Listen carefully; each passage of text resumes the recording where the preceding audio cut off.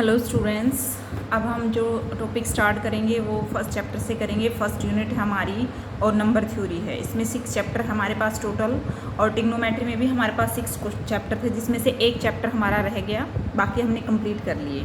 ठीक है, तो इसमें भी सबसे पहले आपके पास जो चीज़ें आती है वो आती है डेफिनेशन। ठीक है, सबसे पहला जो चैप्टर है वो किसका है? डिविजिबिलिटी का है।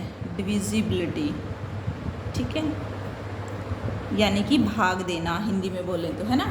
डिविजिबिलिटी क्या होती है? डिविजिबिलिटी, कोई भी इंटीजर है, मान लो ए, पहले तो सबसे पहली बात, अगर वो क्या होना चाहिए? Not equals to 0 is said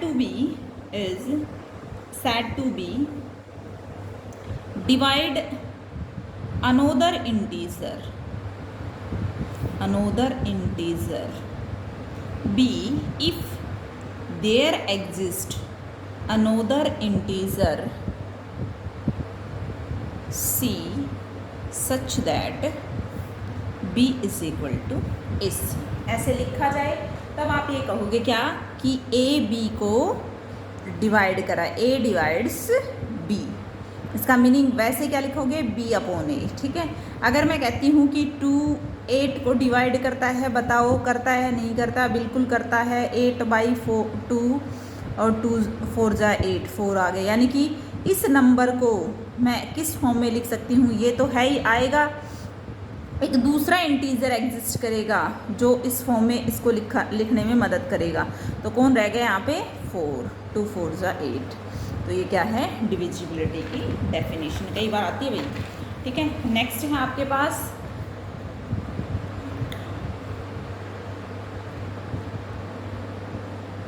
छोटी छोटी चीज़ें हैं। ए डिवाइड्स 0, बिल्कुल है भाई। 0 बटे में ए, किसी भी नंबर को 0 को किसी नंबर से डिवाइड करते हैं 0 आता है, इट मीन्स दैट डिवाइड करता है ये इसको। ठीक है, 1 के बारे में बोल सकते हैं। 1 हर नंबर को, इंटीजर को डिवाइड करता है, क्योंकि a/1 क्या होता है? हमारा a ही होता है ना। a/1 क्या होता है? a। ठीक है, ये छोटी छोटी चीज़ें हैं, बुक से पढ़ना। नेक्स्ट है प्रॉपर डिवाइज़र क्या होता है? तो प्रॉपर डिवाइज़र क्या होता है? कोई भी नॉन ज़ीरो नंबर है, the non zero number a is said to be proper divisor. देखो भाई, इसमें आएंगी थोरम्स, और थोरम्स करने से पहले आप लोगों को ये चीज़ अच्छे से आनी चाहिए। डिवाइजर्स ऑफ नंबर b का प्रॉपर डिवाइज़र होगा if a divides b and a not equals to ±1 और ±b। ठीक है, a अगर b को भाग देता है, लेकिन वो नॉन ज़ीरो नंबर है, प्लस उसके बाद क्या, ना तो वो 1 होना चाहिए, ना ही -1 होना चाहिए, ना ही वो नंबर खुद होना चाहिए। जैसे भाई आप 4 के बारे में बात करोगे, 4 को तो खुद से तो हर कोई नंबर डिवाइड होता है ना, तो खुद के बारे में कभी भी हमें बात नहीं करनी। फॉर एग्जाम्पल, जैसे 16 के डिवाइज़र, प्रॉपर डिवाइज़र कौन से होंगे? अब एक तो +-1 को छोड़ देना है, एक +-16 को छोड़ दो भाई, इनको नहीं लेना। तो कौन कौन से रह गए? 2 इसको डिवाइड करता है, +-4 आ गया, +-8 आ गया, ये हो गया आपके पास प्रॉपर डिवाइज़र। नेक्स्ट है इम्प्रॉपर डिवाइज़र क्या होते हैं? तो जो हमने छोड़ दिए ना, कोई भी नॉन ज़ीरो नंबर है b, उसके इम्प्रॉपर डिवाइज़र क्या होंगे? एक तो +-1 और एक वो खुद +-b। किसी भी नंबर के इम्प्रॉपर डिवाइज़र क्या होते हैं? +-1 एंड प्लस वो नंबर खुद विद +-।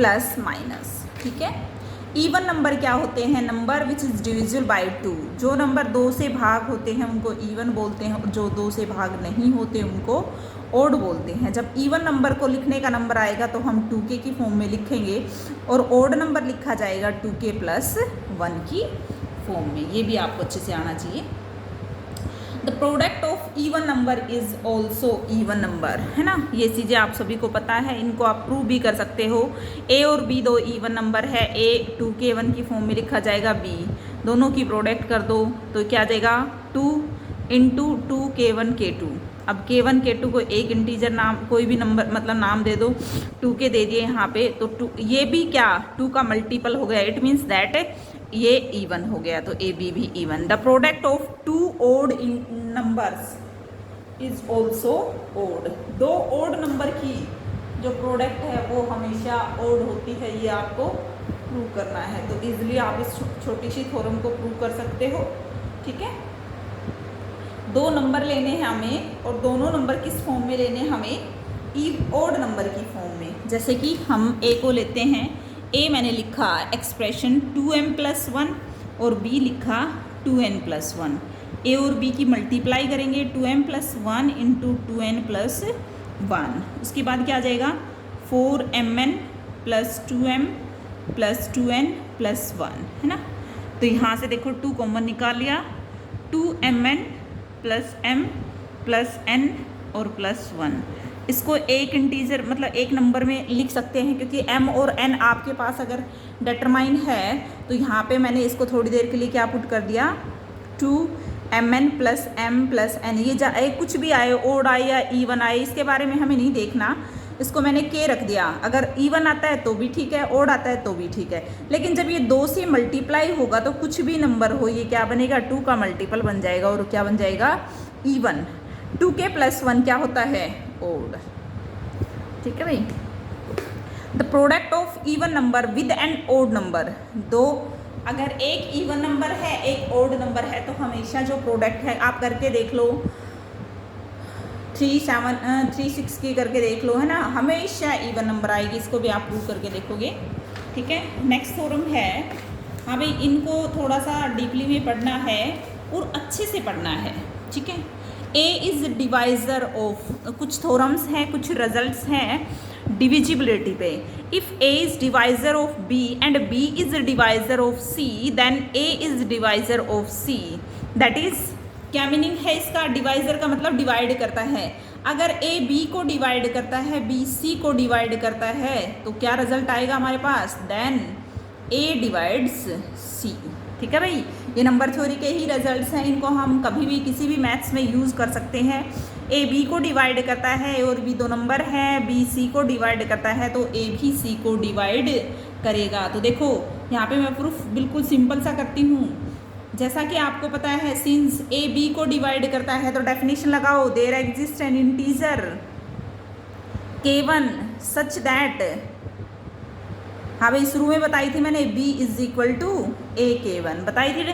डेफिनेशन किसकी, डिविजिबिलिटी की, वो लगाई है मैंने। ठीक है, अगेन b c को डिवाइड करता है, ये भी दे रखा है। अगेन b c को डिवाइड करता है तो कोई इंटीजर एग्जिस्ट करेगा, there exist an integer k2 such that, क्या होगा भाई आपके पास, c को किस फॉर्म में लिखा जाएगा, b × k2। अगर मैं ये कहूँ कि b की वैल्यू आपके पास है वो पुट कर दो तो क्या आ जाएगी, a k1 k2। b की वैल्यू क्या है यहाँ पे, a k1 वो रख दी मैंने इंटू k2, ये था आपके पास। तो ध्यान से देखिए c = अगर मैं ये बात करूँ a × k1 k2, इसको ब्रैकेट में देखो, ये भी एक इंटीजर था, ये भी, यानी कि इसको अगर मैं नाम दे दूं, जैसे R1 बोल दिया मैंने, तो ये एक इंटीजर कंबाइंड मान लो, यहाँ पे 2 3 है तो 6 हो जाएगा, है ना। तो देखो c = अगर किसी भी नंबर को हम, जैसे मैंने आप लोगों को बताया कि भी a डिवाइड्स b है, ये डेफिनेशन इस पे लगाओगे तो b को आप लिख पाओगे a × कोई भी इंटीजर दिखा दो, जैसे k1 दिखाया, जैसे c दिखा सकते, लेकिन c हमारे पास फर्दर आने वाला था इसलिए हमने c को नहीं दिखाया। कोई अगर किसी नंबर को आप इस फॉर्म में लिख पाते हो तो उसका मीनिंग भी यही होता है कि ए बी को डिवाइड करता है। ठीक है, ध्यान रखना इस बात का। जैसे कि मैंने लिखा c = a × इंटीजर एग्जिस्ट कर गया, तो यानी कि a किसको डिवाइड कर रहा है, c को, तभी तो c को लिखा, c = a × कोई इंटीजर एग्जिस्ट किया।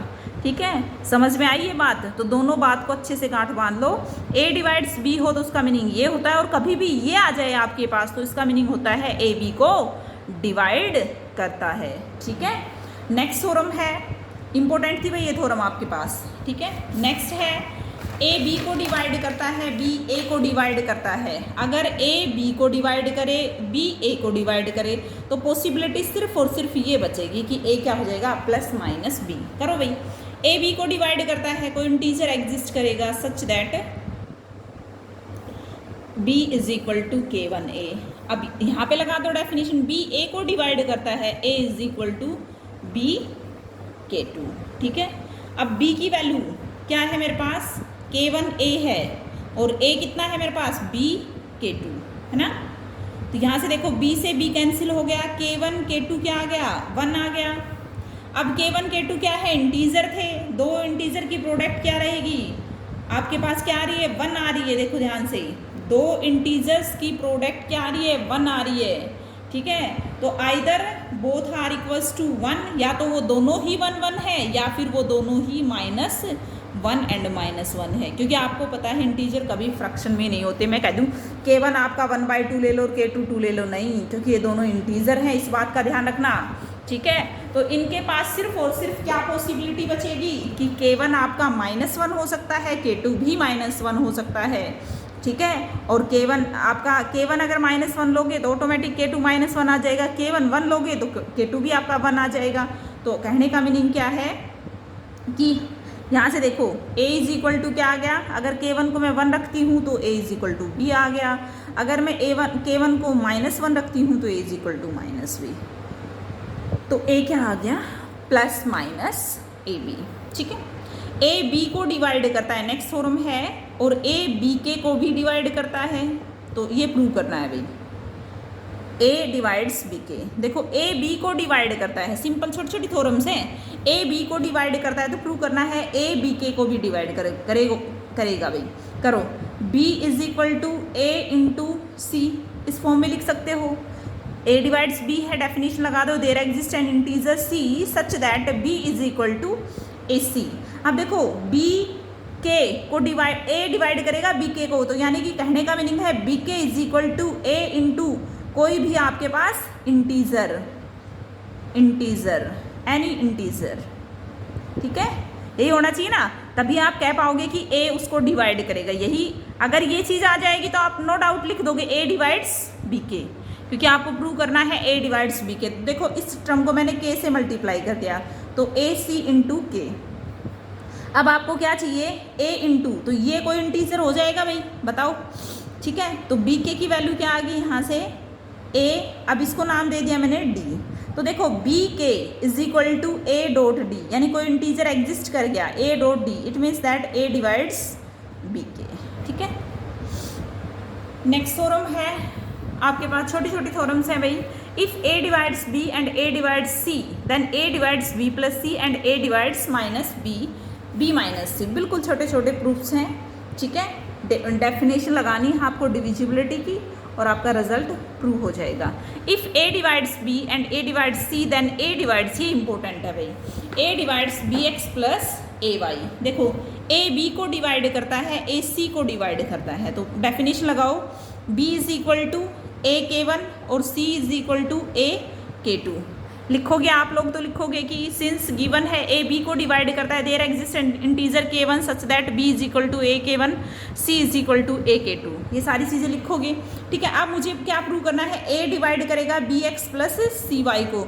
थोड़ा सा अपना ना टारगेट भी ध्यान रखा करो कि a डिवाइड ये करना है, यानी कि bx प्लस cy को a इंटू कुछ इंटीजर दिखाना है। समझ में आई बात? ठीक है, तो देखो सबसे पहले तो हम bx प्लस cy निकालो, तो b इसको x से मल्टीप्लाई कर दो, इसको y से, है ना, और इनको ऐड कर दो, सिमिलरली राइट हैंड साइड पे कर दो, bx plus a k2 y, ये आ गया भैया आपके पास। a कॉमन निकालिए, k1x प्लस k2 y। ठीक है, अब थोड़ी देर के लिए इसको मैंने नाम k रख दिया भाई, bx प्लस cy, है ना, a k, इसको रख दिया। अब देखो a इंटू कोई इंटीजर है ना, तो इसका मीनिंग क्या है, a डिवाइड करेगा bx प्लस cy। ठीक है भाई, नेक्स्ट थ्योरम है, ये छोटे छोटे रिजल्ट्स हैं, a divides b and b not equals to 0, then modulus of a less than equal to modulus of b। ये थ्योरम्स करोगे। ठीक है, और कल हम नेक्स्ट थ्योरम करेंगे ये वाली। तो भाई उसके बाद आपको जो काम करना है वो क्या करना है, ये प्रिंसिपल ऑफ मैथमेटिकल इंडक्शन के तो कुछ मुझे कराने ही पड़ेंगे भाई, है ना, मोस्ट इम्पोर्टेंट चैप्टर है, और आपको ये चैप्टर नहीं आया तो ये समझ लो आगे आप नहीं बढ़ पाओगे। ठीक है, बहुत सारी थ्योरम्स हैं, फर्स्ट चैप्टर में, और ज़्यादा एक्सरसाइज भी नहीं है हमारे पास। सिमिलरिटीज़ ज़्यादा आएंगी क्वेश्चंस के अंदर। फॉर एग्जांपल जैसे आप ये डिवाइड वाले क्वेश्चन करोगे तो मैंने ये करा दिया तो आप सारे कर लोगे, है ना। तो ये इम्पोर्टेंट भी हैं और आप लोग करोगे तो थोड़ा सा हम जल्दी करने की कोशिश कर रहे हैं, क्योंकि एग्ज़ाम आपके कभी भी कंडक्ट हो सकते हैं। तो थोड़ा सा केयरफुली आप भी ये थोड़ा पेज नंबर 1.6 तक मैंने करा दिया है, यहाँ तक कर लो, ठीक है। Thank you.